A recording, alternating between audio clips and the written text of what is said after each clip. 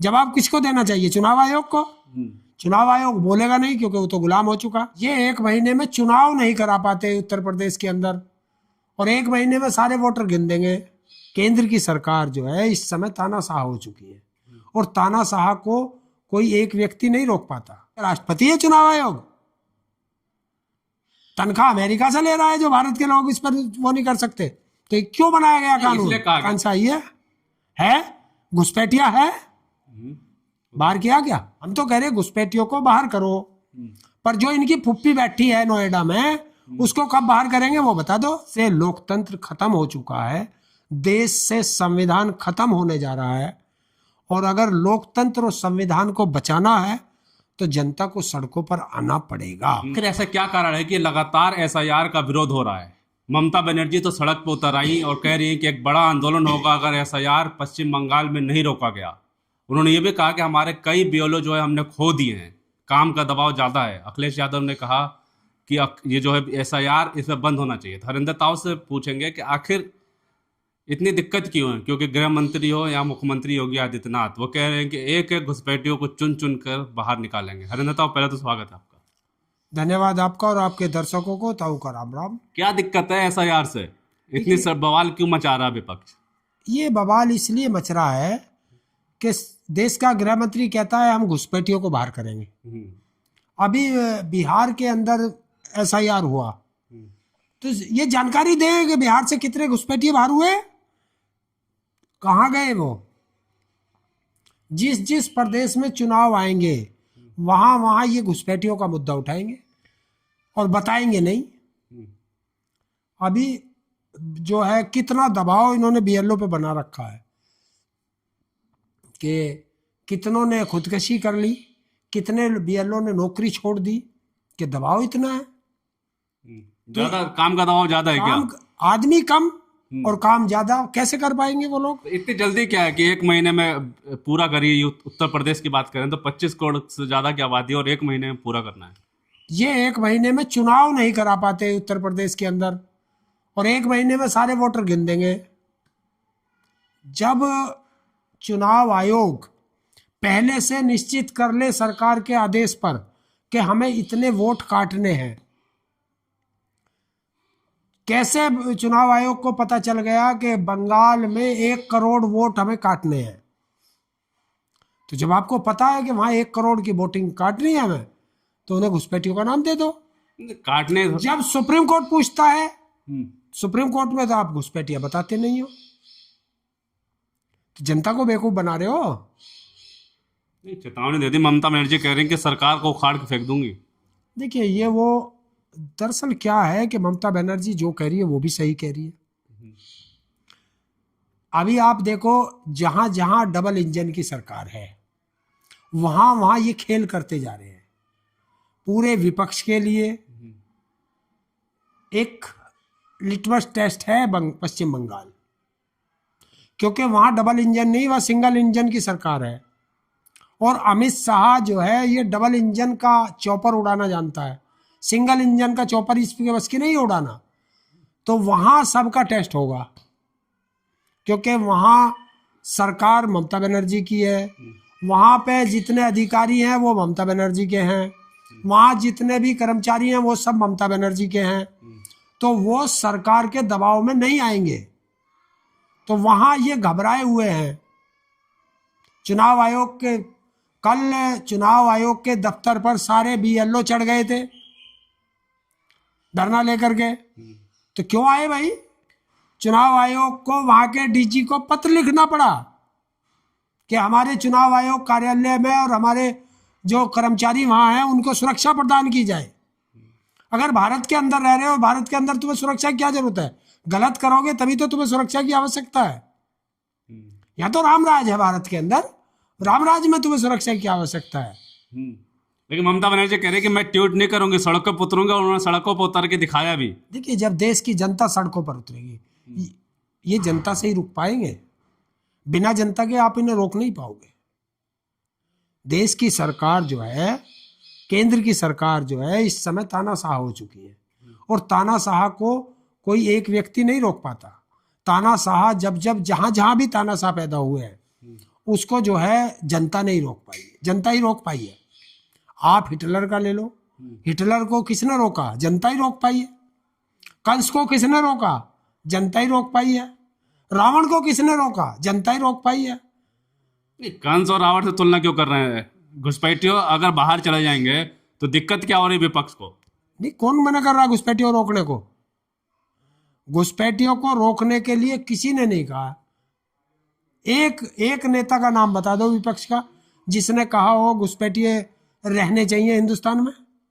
घुसपैठिए तो बाहर होने चाहिए, लेकिन उन्हें बताओ भी तो कि हमने इतने घुसपैठिए पकड़े और इतने हमने जो है बांग्लादेश भेज दिए, पाकिस्तान भेज दिए, अफगानिस्तान भेज दिए, म्यांमार भेज दिए, या अमेरिका भेज दिए, या चाइना भेज दिए। कहाँ भेजे?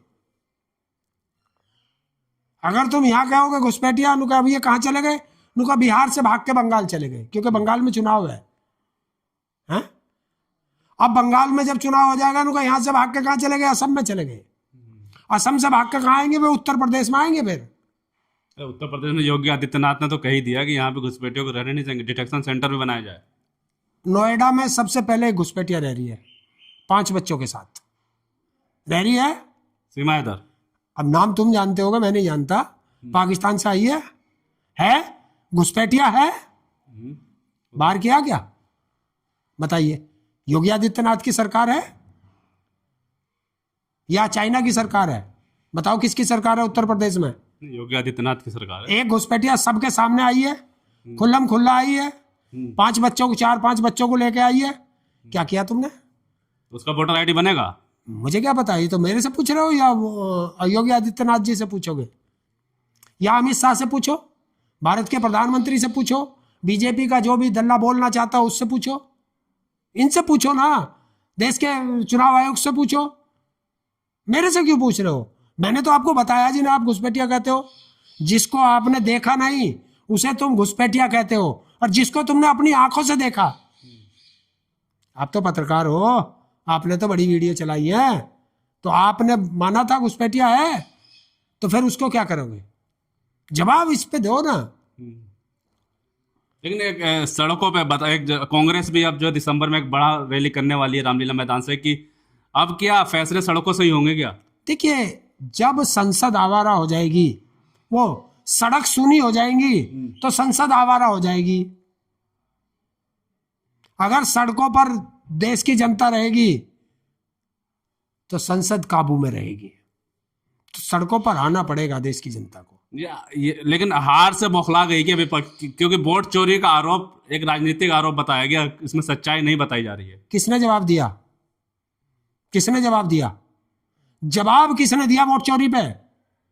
चुनाव आयोग ने जवाब दिया क्या? तो माना भी तो नहीं कि वोट चोरी हुई है। मैं कह रहा हूं, जब चुनाव आयोग पर आरोप लगे वोट चोरी के, सबूत दिखाए गए, चुनाव आयोग ने एक भी जवाब दिया? जवाब किसने दिया? बीजेपी ने। तो बीजेपी दलाल है क्या चुनाव आयोग की? शब्दों का मर्यादा रखिए, आप कुछ भी मर्यादा क्या है? मैं आपसे लड़ाई कर रहा हूं और ये आकर के बीच में बोलने लगे, इसका क्या मतलब है? चोरी तूने की, जवाब तुझे देना है, और जवाब वो दे रहा है, तो इसने दलाली खाई है क्या बीच में? महाभियोग लाने की बात कर रहा विपक्ष, चुनाव आयोग के बिल्कुल लाना चाहिए। जो गलत करे उसके खिलाफ लाना चाहिए। महाभियोग में हारे या जीते इसका कोई फर्क नहीं पड़ता, आना चाहिए। चुनाव आयोग, विपक्ष का काम क्या है? तो गलती है जो आदमी सरकार के गुलाम हो चुका हो उसके खिलाफ महाभियोग आना चाहिए। इसीलिए क्या कर, लेकिन विपक्ष आरोप ये भी लगा रहा है कि इसीलिए कानून बदला था। इलेक्शन कमीशन का जो चुनाव होता था उसमें सुप्रीम कोर्ट भी रहता था पहले, उसका कानून बदलकर सुप्रीम कोर्ट को हटा दिया गया था। क्या इसी वजह से? इसी वजह से नहीं, ये बहुत बड़ी प्लानिंग थी कि कैसे चुनाव आयोग को अपने काबू में करके कैसे इस देश पे राज किया जाएगा, और चुनाव आयोग से को गुलाम बना करके हम अपना कार्य कराएंगे, ताकि कोई चुनाव आयोग पर एफआईआर भी दर्ज ना कर सके। ये कानून बना था कि अब चुनाव आयोग पर कोई एफआईआर नहीं होगी, उसके खिलाफ कोई कार्रवाई नहीं होगी। क्यों नहीं होगी? देश का राष्ट्रपति है चुनाव आयोग। तनख्वाह अमेरिका से ले रहा है जो भारत के लोग इस पर वो नहीं कर सकते। तो ये क्यों बनाया गया कानून? इसलिए कहा गया ना कि बार बार लोग एफआईआर करेंगे तो अपने काम पे बाधित होगा, काम नहीं कर पाएंगे चुनाव आयोग, इस वजह से। अगर नहीं कर पाएंगे तो रिजाइन दो। कोई भी आएगा एफआईआर कर देगा कुछ भी मुद्दे पे। कोई कैसे कर देगा? तुम्हें क्या मतलब है चुनाव आयोग पे? अगर तुम्हारी वोट कटेगी तो जिम्मेवार कौन होगा? अगर मेरी वोट कटेगी तो जिम्मेवार कौन होगा? चुनाव आयोग ही तो वोट काटता है, तो जिम्मेवार चुनाव आयोग होगा। जब मैं भारत का नागरिक हूं, मेरी वोट है, तो मेरी वोट कटी क्यों? तो काट थोड़ी रहे, कह तो रहे बनाएंगे। एसआईआर जो हो रहा है वो नया वोटर आईडी बनाएंगे। आपने बनवा लिया कि नहीं बनवाया अभी तक? मैं ये कह रहा हूं कि जब एसआईआर हो रहा है तो इसे साथ के साथ इसे हमारे आधार कार्ड से जोड़ दो। 2 वोट नहीं डाल सकता फिर कोई है? जब हमारे पासपोर्ट में आधार कार्ड लगेगा, हमारे बैंक के खाते में आधार कार्ड लगेगा, हमारे बैंक में खाता खोल लोगे उसमें लगेगा, हमारे बच्चे स्कूल में जाएंगे उसमें आधार कार्ड लगेगा। हिंदुस्तान की कोई योजना हो उसमें आधार कार्ड लगेगा, तो हमारा वोटर आधार कार्ड वोट से लिंक क्यों नहीं किया जा रहा? उससे लिंक कर दो। फिर मैं चाहे बिहार में रहूं, चाहे बंगाल में रहूं, चाहे यूपी में रहूं, चाहे आसाम में रहूं, चाहे उत्तराखंड में रहूं, मैं एक ही वोट डाल सकता हूं। बस कराओ। ममता बनर्जी ने पत्र भी लिख के कहा है कि ये बहुत खतरनाक है एसआईआर, इसे जल्द से जल्द बंद करा दिया जाए। हालांकि खबर आ रही है कि मिलने के लिए बुलाया है इलेक्शन। ये एसआईआर है ही नहीं। एसआईआर तो इसका नाम रख रखा है। फिर क्या है? विपक्ष के वोट खत्म करना। अखिलेश यादव ने साफ कहा है कि जहां जहां बीजेपी हारी है वहां वहां 50,000 वोट काटने का इनका लक्ष्य है।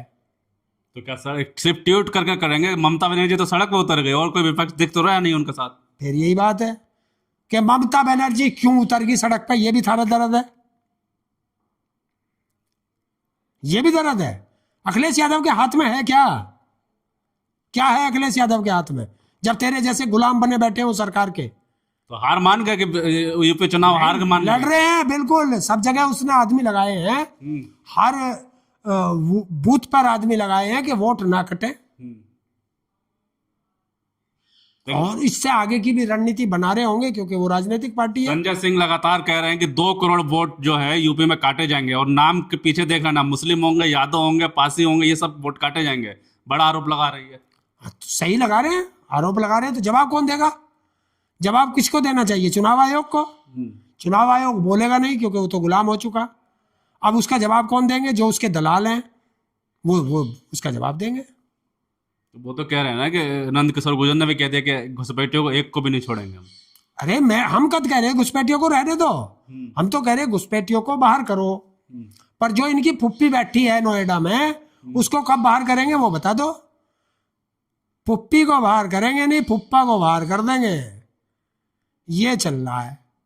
अब क्या देखते हैं विपक्ष के पास बचा क्या है? क्योंकि अगर जिस तरह से आप बिहार चुनाव में नतीजे आए, विपक्ष ये कहने लगा कि बिहार चुनाव में वोट चोरी करके जीते। जिस तरह बिहार का नतीजा आया है, हिंदुस्तान का एक आदमी भी उसको स्वीकार नहीं कर रहा। तो अब एक ही बचता है, या तो जनता सड़कों पे आए या जनता गुलामियत स्वीकार कर ले। ये है। देश से लोकतंत्र खत्म हो चुका है, देश से संविधान खत्म होने जा रहा है, और अगर लोकतंत्र और संविधान को बचाना है तो जनता को सड़कों पर आना पड़ेगा। सम्राट चौधरी को गृह मंत्रालय दे दिया तो उसमें भी पेट में दर्द है विपक्ष को। यार जिस देश का तुम लोकतंत्र बचा है, जिस देश का गृह मंत्री अपराधी रहा हो वो देश का गृह मंत्री है, जो हत्या के आरोप में जेल गया हो वो बिहार का गृह मंत्री है। तो अब जब कानून व्यवस्था अपराधियों के हाथ में दे दोगे तो फिर वहां लोकतंत्र की उम्मीद कर सकते हो आप? फिर वहां उम्मीद कर सकते हो कि भारत में संविधान बचा है? तो क्या बड़ा आंदोलन की तैयारी कर रहा है क्या विपक्ष? देखिए अब ये तो विपक्ष बता सकता है। रामलीला मैदान में कांग्रेस भी उतरने की बात कर रही है, अखिलेश समाजवादी भी कह रही है कि हम भी उतरेंगे सड़कों पे। बिल्कुल आना चाहिए सबको सड़कों पे, बाकी कुछ नहीं बचा। सड़कों पे आ जाओगे तो देश बच जाएगा, वरना गुलाम पहले गोरे अंग्रेजों का था, अब काले अंग्रेजों का। ममता बनर्जी का तो हेलीकॉप्टर भी रोक दिया गया था, फिर वो पैदल गई। बिल्कुल जाना चाहिए, पैदल नहीं चल सकते? चलो, जब देश की जनता पैदल चल सकती है तो आप भी चलो। अगर राजनीति करनी है तो जनता के साथ चलना पड़ेगा, और जो जनता के साथ नहीं चलेगा वो राजनीति नहीं कर सकता। एक बीएलओ है, गोंडा के बीएलओ है यादव, वो बता रहे हैं कि मुझे जबरदस्ती दबाव बनाया जा रहा है कि वोट काटने का। ये वीडियो वायरल हो रही ट्विटर। अरे गोंडा क्यों जा रहे हो, नोएडा चले जाओ। ज्ञानेश कुमार की बेटी यहाँ की डीएम है नोएडा की, अभी उसने समीक्षा की तो 5% काम हुआ। 100 कुछ बीएलओ की तनख्वाह रोक दी, 100 कुछ बीएलओ सस्पेंड कर दिए, कुछ की नौकरी, जो वे हैं आंगनवाड़ी है कोई है, उनकी जो है नौकरी खत्म कर दी। तो ये दबाव नहीं है और क्या है? अखिलेश यादव कह रहे हैं कि जो बीएलओ आत्महत्या कर रहे हैं उनको मुआवजा भी देना चाहिए सरकार को। 1 से 2 करोड़ की मुआवजे की मांग कर रहे हैं। देखिए, मैं मुआवजा एक अलग चीज है, मैं तो देश के हर नागरिक से अपील करता हूँ, दबाव होगा, जितना काम हो सकता है उतना करिए, ज्यादा से ज्यादा नौकरी चली जाएगी, जीवन बचा रहना चाहिए। आत्महत्या किसी भी समस्या का समाधान नहीं है। जो आत्महत्या करता है मैं उसे कायर मानता हूँ। मैं आत्महत्या का कभी, अपने शरीर को कष्ट पहुंचाना ये कोई अच्छा कार्य नहीं है। चलिए, बिल्कुल साफ तौर पर एसआईआर पर बवाल पूरे देश में हो रहा है। ममता बनर्जी तो सड़क पर उतर गई, उन्होंने ये तक कह दिया कि मैं सरकार को उखाड़ फेंकूंगी, छोड़ूंगी नहीं, और सबसे खतरनाक बता दिया एसआईआर को प्रदेश के